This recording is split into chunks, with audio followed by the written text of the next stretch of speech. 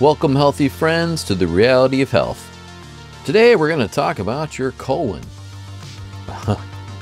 Yeah, we're going to talk about down there and why you should not be putting things up there that are not supposed to be put up there, if you know what I mean. Last episode we talked about mammograms and how you shouldn't shoot electricity through sensitive areas of your body. Well, you shouldn't shove instruments up a very, and I mean very, delicate tissue of your body. The lining of your intestine is so thin it's easily punctured. I know some of you don't understand that, never were told it. You just didn't know because they don't want to tell you that there can be problems with something like this. So this episode's basically going to be about why you don't need a colonoscopy unless you have something so unique that you absolutely have to. But on a regular basis, like they say every 10 years, or some people that have, the quintessential genetic situation. Well, my parents had it, therefore I must get it. Genetics have never been proven. So let's just kind of figure out why you need to even do it, or should you not, or I don't know. Why are you doing it now if you're doing it? We're just going to have a quick discussion on it because I'm not going to make this one really long. All right. So they want to look inside your colon to see if you have any number of problems. I say, you know what? I feel fine. I have no problems. Therefore, you don't need to put a camera up there. That's the way I look at it. I'm sorry. I understand the argument of, yeah, but if I could find something, well, of course they're going to find something. That's what they do. That's how they make money, is they find things. If you have no issues, then what are you worried about? Be healthy. Do the things that you need to do to be healthy all the time. You don't have to worry about these kind of problems. And when you do have something, you're like, okay, wait a minute. I'm not feeling so good. Then you can help diagnose your situation by your symptoms. And then by working on that problem, if you don't fix it, you can finally say, maybe we should look up there and see what we see. Otherwise, there's no reason to put anything up there. Oh, Eric, you're exaggerating. It's fine. People do it all day, all the time. Yep. And they have issues too. And we're going to get into it. This is the device that they use. You can see it's got a light on it because it's dark in there. And then there's other things in here like a little snipper that they can cut polyps and things like that. And of course, there's a high-def camera. That whole thing is going up you, and that's not fun. This is how they do it, generally speaking. So this guy, being a doctor of sorts, has to put that snaky thing all the way up there and turn corners, all while not harming you. So he can see on his monitor what's going on. All right, Eric, thank you for telling us that because we already knew that. Well, there's a lot of people who don't know how this is done, actually. They've never even thought about it, or they're young enough to never have heard about it to know that this is what they're going to tell you you need to do every 10 years. And then what they don't tell you is they're going to knock you out most of the time because most people want to get knocked out. They don't want to remember it. There's less pain. There's less anxiety. And the doctors like it when you're knocked out because you're not fighting them. You know what I mean? These are what they're looking for. Things like ulcerative colitis, polyps, cancer, diverticulosis, Crohn's disease, and they're looking for other things. These are the main 5. Well, I will tell you, ulcerative colitis is caused by many things, usually diet. Polyps are poisoning and low collagen. That's a malnutrition thing. Remember, we talk about trauma, poisoning, and malnutrition. Polyps are malnutrition, low collagen, among many other things, but collagen is the main one. Cancer, well, that's a collection of tissues that hold toxins together so they don't spread. And the last I looked, the colon's kind of toxic, if you know what I mean. It's the end result of all the stuff going in, so it's the waste.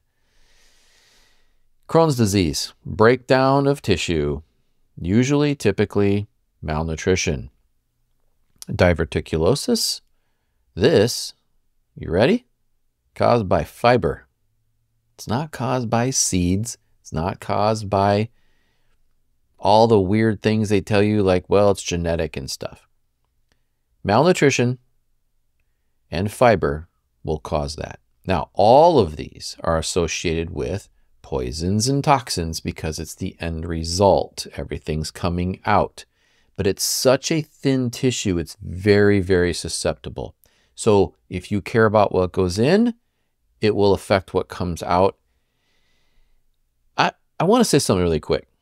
You know, when I was prepping for this episode to talk to you guys about it, I kept thinking, yeah, it's known in some medicines as the sewer of the body. And then I started thinking, wait a minute. Is that really a sewer, or is it a genius tissue in your body designed as the end of the digestive system that says, okay, wait a minute. We have things that we can take out of here, and then we have a microbiome in here that does its thing, and then we have tissues that work with hydration and that mediation of all of that. So your colon is as important as anything else in your body. So if you have a problem and they say, we need to take out part of your colon, you should say, whoa, hold on a second. I'm going to go heal myself because it's in my body for a reason, and it has many functions, and they're all good. You know, at the rectum, where it's like, all right, we're done. There's nothing more we need. That's the portion that, you know, is kind of, you know what. But the rest of this is genius. And it is a homeostasis producing tissue for your food and your water, right? You have diarrhea, you can get dehydration. This is such an important thing. It's loaded with neurons. There's tons of electrical and fascia and nerve endings going on in your gut. And it's considered your second brain, your gut. So how important really is this? All right, I think I made my point. But if you have an issue, let's say polyps or cancer or these other things or things that are not listed here, then you have a problem with poisoning and malnutrition. You fix those, these will get fixed. You see? You don't have these just out of the blue, they just happened. They happen because your homeostasis of keeping your body healthy has been changed. Eric, that's so rudimentary. Well, but it's true, and that's part of all of your body, like your brain and your sinuses and your heart and everything else. When you get it out of homeostasis, the body doesn't like it. It wants to heal itself. And then you feel symptoms like all of these. So what could possibly go wrong by getting a colonoscopy? Well, here's a quick list on WebMD, which we all know is mainstream medical advice. But these are the basics. Belly pain or discomfort. Well, so why are you getting cramping and bloating if it's in your colon? Why would you have belly pain and discomfort? They're just put this thin little thing up there and it's fine, and don't worry, you're not going to feel any. It's fine. We do these every day, all day. You'll be good. No, you infiltrated the colon. You're not supposed to do that. And there's reasons, obviously, they're saying, well, you know, sedatives make you nauseated and things like this. But the general idea is still you get pain and discomfort. Bleeding. Why would you have bleeding? Because you put something up there you're not supposed to. It's not rocket science. Yeah, but you don't understand. It can be caused by, I know it can be caused by lots of things. But there are things that happen to people when they put things up that area that cause bleeding. You're not supposed to do that. When you get anesthesia, of course you can have a bad reaction to it. That causes all kinds of situations. And the anesthesia causes not just your regular issues like, okay, breathing problems and a little bit of heart arrhythmias and, you know, stuff like this. It can cause anaphylactic shock. It can severely affect your brain for a long time afterwards. Not going to get into anesthesia. We can talk about that in the future because that's an incredible thing. Then, of course, if your doctor needs to cut off a polyp, they've got tools for that. They use electrical current, like they're saying here, in the area to seal it up. So when they go in and they see polyps, they, shall I say, add it to your bill. Oh, this is just routine. We're just going to go in there and just make sure everything is fine. Don't you worry. And then later they say, well, we found all these polyps. So the doctor will charge more to the insurance company or you for finding them and getting rid of them. Oh, yes. You can get infections. Why? Well, it's not just because you put something up an area that has its own balance, its own microbiome, but guess what happens? They don't always clean those things fully. This thing takes a certain way to clean it. It's sensitive to heat, so they can't put steam and things on there. They've got to clean this a certain way. Guess what? They actually don't clean them very well.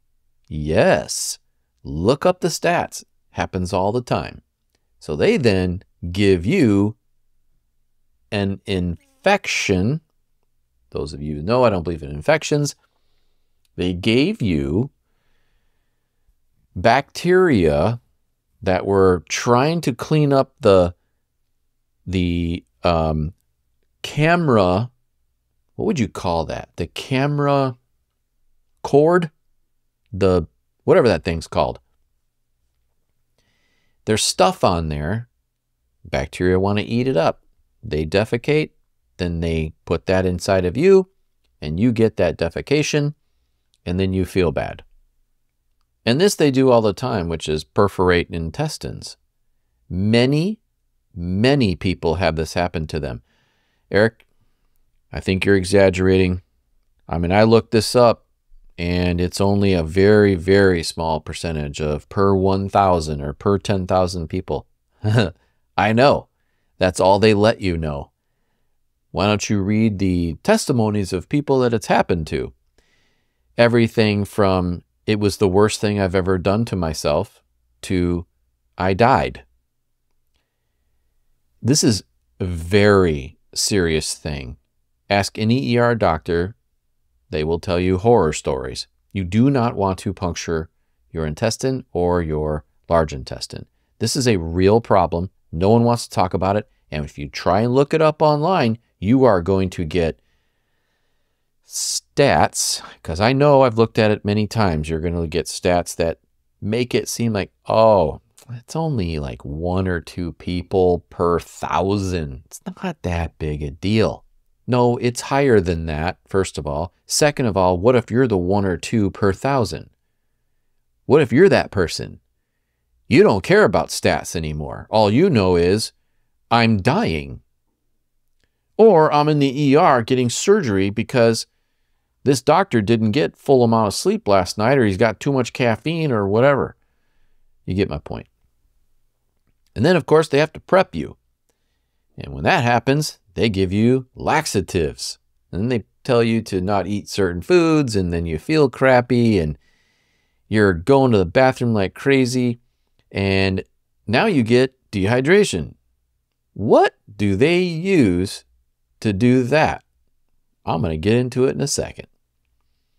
So you can end up with serious electrolyte problems, a lot of dehydration, etc. Causes all kinds of inflammatory bowel problems. It's bad for pregnant women, so on and so forth. But the prep risks can be just as bad as the actual procedure itself. And then afterwards, the complications. Ready? Severe pain or cramping in your belly, a hard belly, trouble passing gas or pooping, fever, dizziness, vomiting, frequent or severely bloody bowel movements. What? Rectal bleeding that won't stop, or bleeding more than a couple of tablespoons. That sounds like something I want to do on a regular basis. Obviously, these are not for everybody. Not everybody's going to get this. I get it. But many, many people do. I've seen stats, everything from a small percentage, 2-3%, up to 24-25% of the people. I've seen one stat up to 30% of the people have complications. That's not good. And I'm sorry, but to look for something that I have no symptoms of just to do my screening, I don't think so. So when they want to prep you, they give you a laxative. You know what that laxative is? Polyethylene glycol, known as PEG. And you've seen this brand right here. For those in audio, it starts with an M and ends with lax. There are algorithms, so I have to be careful. But either way, so they give you this thing, and you're going to go, like a lot. Causes a lot of issues. Like, I don't know what to say. You know, we don't have things like this in the natural community, but either way, here I go. Get medical help if you have signs of an allergic reaction like hives, difficult breathing, swelling of your face, lips, tongue, or throat. Throat and tongue, that would be your choking. Severe or bloody diarrhea, thank you very much. Rectal bleeding, that's always fun. Blood in your stools, never a good sign. Severe and worsening stomach pain. So not only is it severe, but it's getting worse. You see how they word this stuff? And of course, common side effects, and these are smaller, of course, is bloating, gas, upset stomach, dizziness, increased sweating. But the point of it is, this is a normal product you've seen in lots of laxatives. There's many brands. You don't want this in your body, ever. You know what they're putting this in now? Or have been for a while, but they're starting to talk about it more, which is all the injections that you can get will have PEG. And PEG is really bad in your vascular system. Really bad. Like severely a problem. And there's been a lot of injections over the last 4 or so years. So what does it cost? So if you don't have insurance and they say you better have it, we better make sure you do not have something that starts with the big letter C. Well, you could go anywhere from $925 up to $4,600. Really? Like the average here is a $1,450 or so up to $2,400. Do you know what you can buy with that money? Many fun things, or invest it. But you're going to spend it for a colonoscopy with all kinds of side effects for most people. Yes, you will feel something. You don't come out of there going, I didn't feel a thing. I'm totally good. I don't have any complications at all. No, everybody does. It's the severe ones that they list. So it's expensive.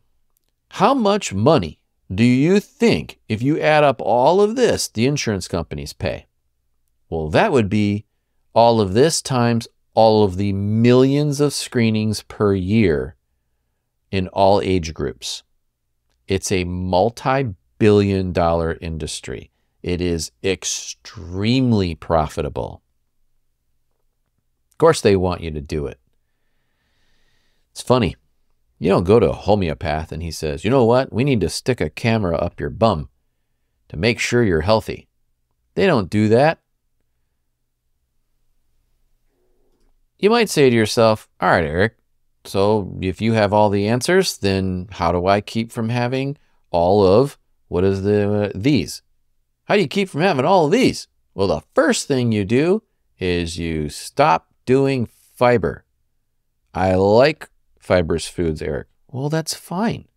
I want to eat my whatever foods, my whole food diet. Great, go for it.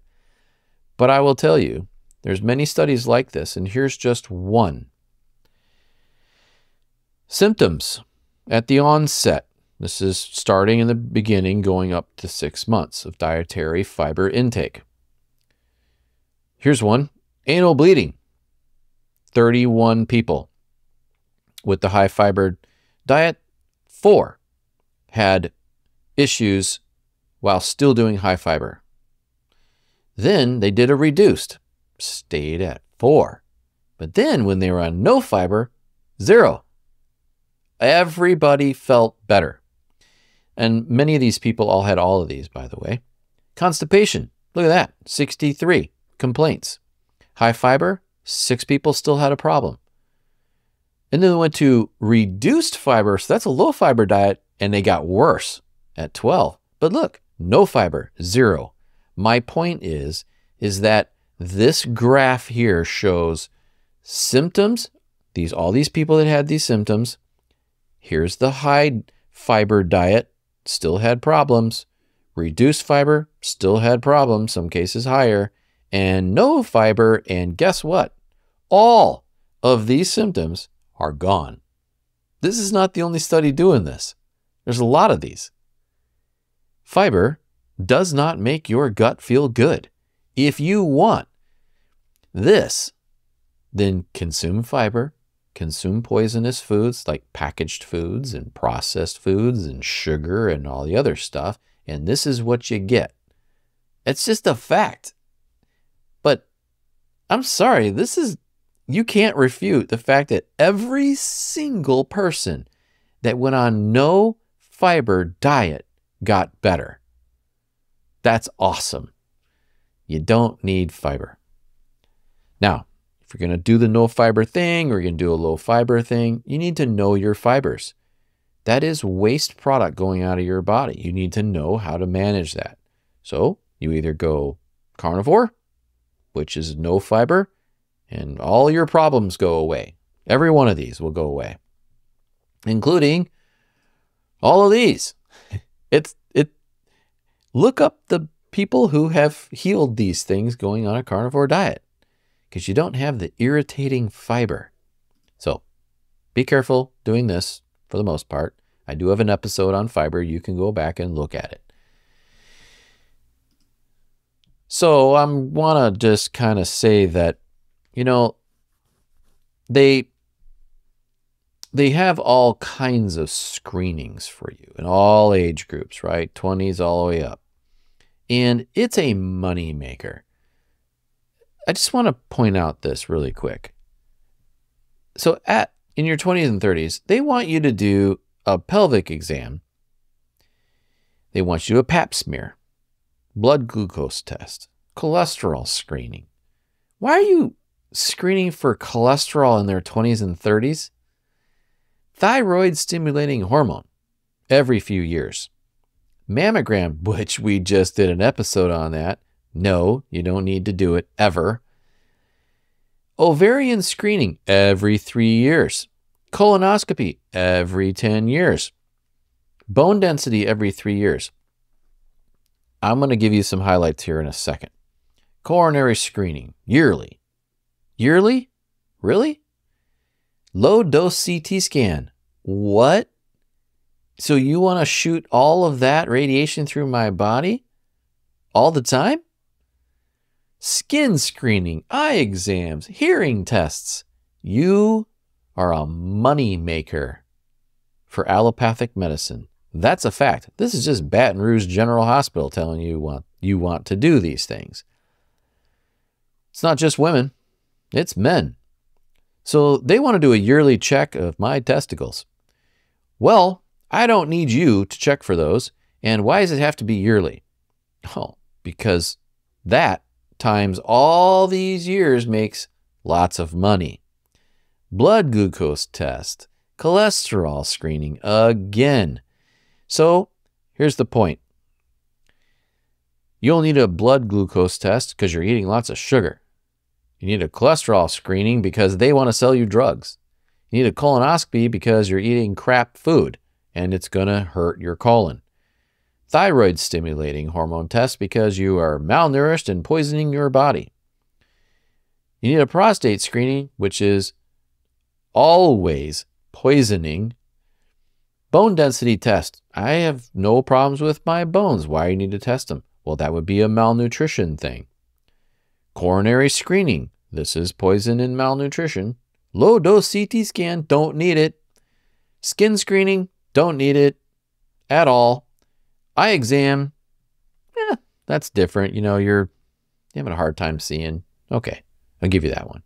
Hearing tests. Well, I can hear just fine. You don't need to screen me all the time. My point is that when you are healthy and you take care of yourself, you don't need these. When you do all of these all the time, they will find things that they classify that they don't like. Things that make them money, like polyps in your colon. You know that polyp's going to turn into cancer one day, so I snipped it out there for you. Don't worry, I got you covered. Oh, when I billed the insurance company for each one that I found. So don't worry, but I got you covered. Yeah, thank you. You can see where I'm going with this, hopefully. You don't need so many tests that they give you and all these screenings. It's nonsense. None of this stuff matters if you're taking care of yourself. You don't need 90% of this. Be healthy. Do the things you know you're supposed to do. If you need help, get together with a naturopath or somebody who really understands health. Most of these screenings are a waste of money. Your insurance will pay for them, but that means all insurance rates go up because, you know, this is a for-profit business. All right, I'll get off my soapbox. What should you do? Be healthy. Lower your fiber, get rid of it totally if you can. If you want foods with fiber, I understand, but maybe look into colon health and how to maintain that. If you want ideas on that, let me know. We'll do an episode on colon health. Get rid of toxins in your life. Lower your stress. Get outside. Get some grounding. Get some sun. Do everything you know. Structured water. Just talked about it 2 episodes ago. Basic, easy things to keep yourself healthy. And you'll do pretty well. You won't need many of these things or ever. Okay. Thank you for listening as usual. Take care of yourselves.